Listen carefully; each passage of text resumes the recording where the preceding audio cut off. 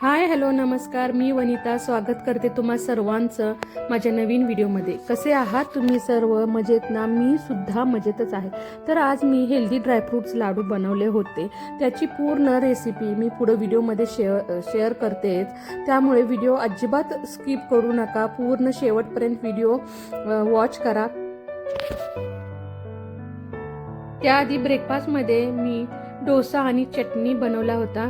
चटणीसाठी इथे तेलामध्ये मी मोहरी, कढीपत्ता, लाल मिरची आणि थोडीशी उडदाची डाळ टाकून तडका बनवला होता. तडका देऊन चटणी तयार केली आणि नंतर मग छानपैकी डोसा बनवायला घेतला.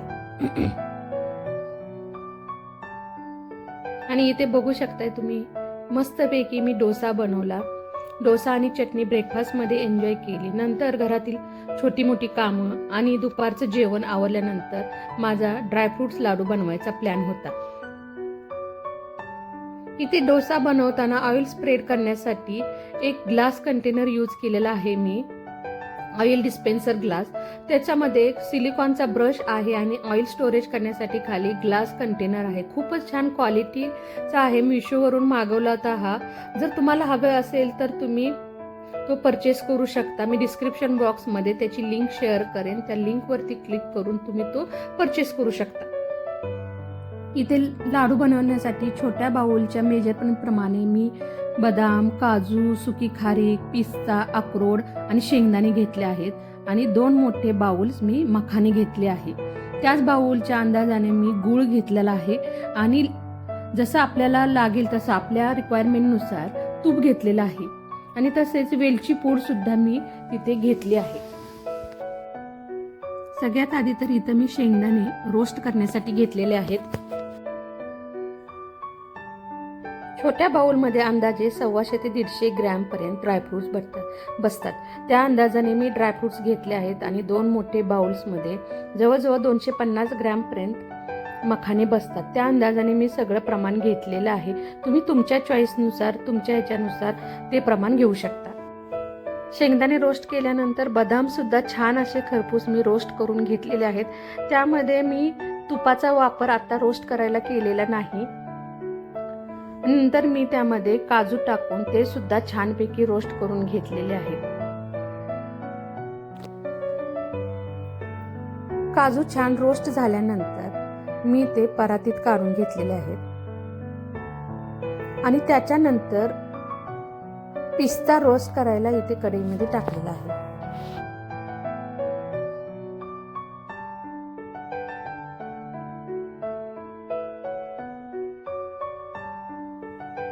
पिस्ता रोस्ट झाल्यानंतर तो सुद्धा काढून घेतला आणि अक्रोड रोस्ट करायला टाकलेला आहे. छानपैकी अक्रोड रोस्ट करून घ्यायचा. त्याच्यानंतर मी कढईमध्ये मखाने रोस्ट करायला टाकलेले आहेत. मखाने सुद्धा छान खरपूस असे रोस्ट करून घ्यायचे.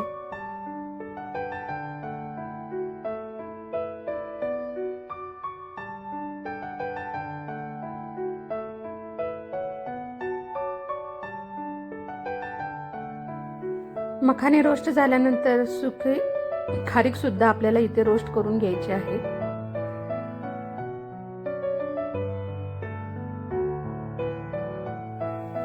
रोस्ट केलेले सर्व ड्रायफ्रुट्स थोडा वेळ थंड व्हायसाठी साईडला ठेवायचे आहे. नंतर ते सर्व ड्रायफ्रुट्स मिक्सरमध्ये छान ग्राइंड करून घ्यायचे आहेत. नंतर त्यामध्ये वेलची पूड ऍड केलेली आहे मी. 6 ते 7 टीस्पून तूप गरम करून मी त्या मिश्रणामध्ये ते ऍड केलेले आहे. इथे बघू शकताय तुम्ही, मी तूप गरम करायला ठेवलेलं आहे. थोडं गरम झाल्यानंतर ते गरम तूप आपण त्या मिश्रणात मिक्स करायचे आहे. तूप ऍड केल्यामुळे लाडू छान असे वळले जातात. इथे बघू शकताय तुम्ही, खूप छान पद्धतीनं लाडू बाइंड होतोय आणि खूप छान लाडू तयार झालेले आहेत.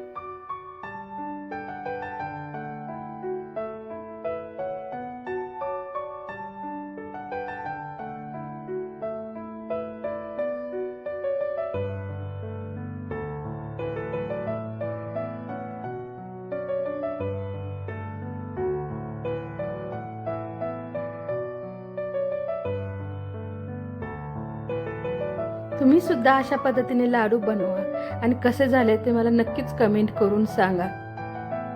तसेच व्हिडिओ आवडला असेल लाईक करा, शेअर करा. माझ्या चॅनेलला अजूनपर्यंत सबस्क्राईब केलं नसेल तर सबस्क्राईब करा.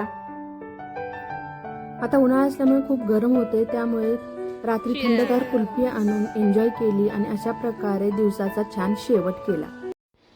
आय होप तुम्हाला माझा आजचा व्हिडिओ आवडला असेल. आवडल्यास नक्की लाईक करा, शेअर करा आणि माझ्या चॅनलला सबस्क्राईब करायला विसरू नका. भेटूया माझ्या नेक्स्ट व्हिडिओमध्ये. टिल देन मस्त रहा, स्वस्त रहा, मजा करत रहा. बाय.